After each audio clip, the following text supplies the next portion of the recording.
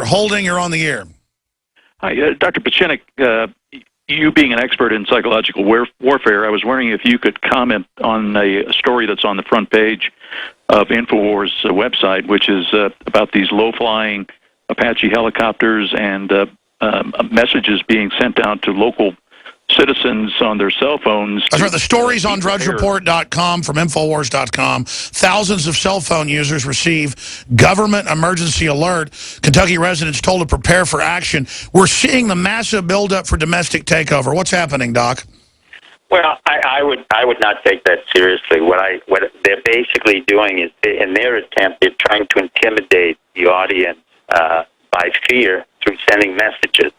In their sense, they're going to say they're trying to prepare for any kind of emergency. But really what they're trying to do is to create incidences of fear, or what we call the Black Hawk helicopters, or the Apache flying helicopters, or the Hog helicopters coming down at very low flights. They monitor, they send out messages, and then they try to intimidate an audience. Just ignore it or jam it. If you know how to jam the signal, send it back up, and then report it to your local FAA, report it to the local airport. Yeah, this is basically a conditioning psyop, like when they went into Panama. Correct. They're preconditioning the public for takeover. Yeah, it's basically they did the same thing in 395 Miami Beach. They had a whole special ops program right in front of one of my bridges, and they made it look as if this was really very professional. The problem is the Army, the Navy, and the CIA have been watching too much of their own movies that they created to begin with. For the most part, they're not very effective. For the most part, I have used Army and FBI in hostage situations, and they were disasters. They could not rappel off of the helicopters because of rotation. They are not very effective in hostage survival. So the reality is very different from the images they want to portray. So the images they portray is one of fear, intimidation, efficiency. The reality is that they're a government agency that's totally ineffective. Yeah, Mike, PSYOP. What's your take on it, Mike? I wasn't sure. I wasn't sure if it was just a snafu or it's massively increasing, and it's also to condition the troops. But all it does is condition them to wake up. All I'm saying about the military, especially the Army, the most awake group, I mean, they know what's going on. Let's talk to the Army has been told repeatedly, if they don't stand up and stop this nonsense on behalf of the Navy colleagues and the CIA and other parts of the intelligence community, they will be in trouble. And they will be denigrated in the eyes of the civilians. So they've been repeatedly warned by me and others that they have to stand up and say that's enough, including against the President of the United States. But, Michael, it's basically a conditioning exercise. And if you want to have fun, take some jamming equipment. Stop it. Pieczenik wants a revolution. Mike in Texas, you're on the air. Go ahead. Yes, Alex, long-time listener, first-time caller. I was wondering, what are we going to do if it does turn hot? How are we going to get the resources to fight this thing? Well, I wouldn't be concerned. You have to remember that during the Revolutionary War, only 4% of the population of 700,000 men were involved in the actual fighting and combat against the British. In this particular case, the United States government cannot handle the mileage and the distances that occur all over the United States. We're too spread out. Texas. We're too spread out. I live in Florida. Alex lives in Texas. There are people in Montana. We're fewer than 1 million people. So I would not worry about it. But if I am a Second Amendment believer, I think you should have some of those surpluses. I think some of the things... Stay there. Back in 1 minute. Stay there, Mike. Stay there, Dr. Pieczenik. Come back in 70 seconds. Infowars.com. A peaceful InfoWar revolution against this tyranny. But finish up your statement on that. When you say things are getting hotter, I can see the machinery of the establishment trying to move, but it's mainly just propaganda and turns more people off. If I was trying to turn people off, I would do what they're doing. But I know they're not in a conspiracy against themselves.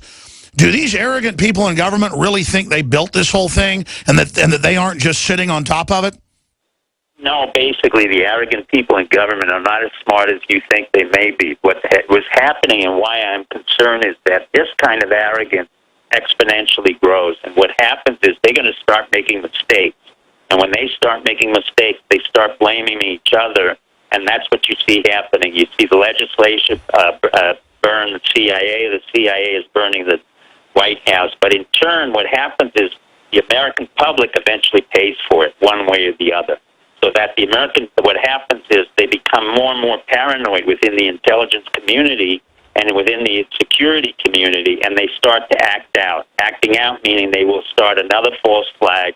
They'll start another war like ISIS, which is absolute nonsense, created by the CIA, used by JSOC, again, run by a Navy admiral, where you have guys coming in and out, fighting Americans against Americans. This has to stop. I was about to say, and then the Army has to go fight a group run by the Navy. I mean, this is insanity. It's not only insanity. This is why your people and the young people of your audience who know hacking, who understand Anonymous, these are the ones who become very valuable, and these are the ones who are the administration is afraid of them. I can't tell you how fearful they are of your audience out there that knows how to handle computers. Now, clearly, I can't incite you or instigate you, but I do caution you that if this continues, the absurdity of our civilian theater and the notion that Dianne Feinstein didn't know about it, Jay Rockefeller didn't know about it, John McCain, it is getting absurd, and it's costing us $1.1 trillion. Let's get a few, I agree, a few final quick little questions. The establishment's gone crazy. Bill, you're on the air from Wisconsin. Quick question, please. Yeah, thanks, Alex. Dr. Pieczenik, I agree with 99% of what you have to say, but, you know, you seem to whitewash Herbert Walker Bush, and I just can't stomach that.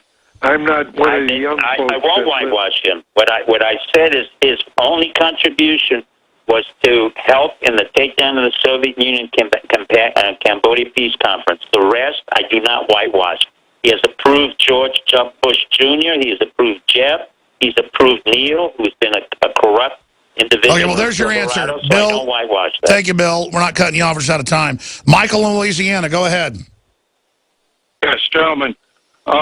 In March and August of 2013, there is a case going to court, Shalee versus Bush, that was going to put the entire Bush administration in jail on the Nuremberg trial precepts.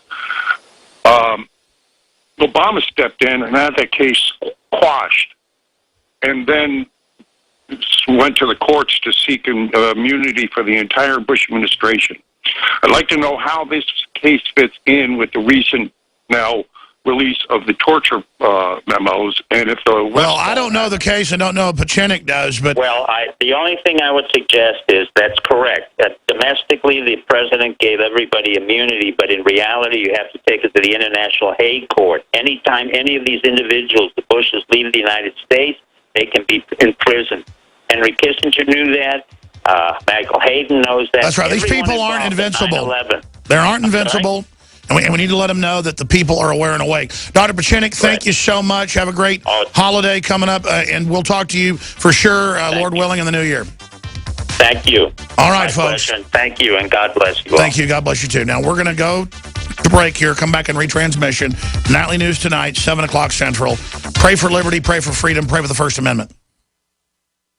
We've had an amazing year here at Supernatural, buying up loads of ammo. At the same time,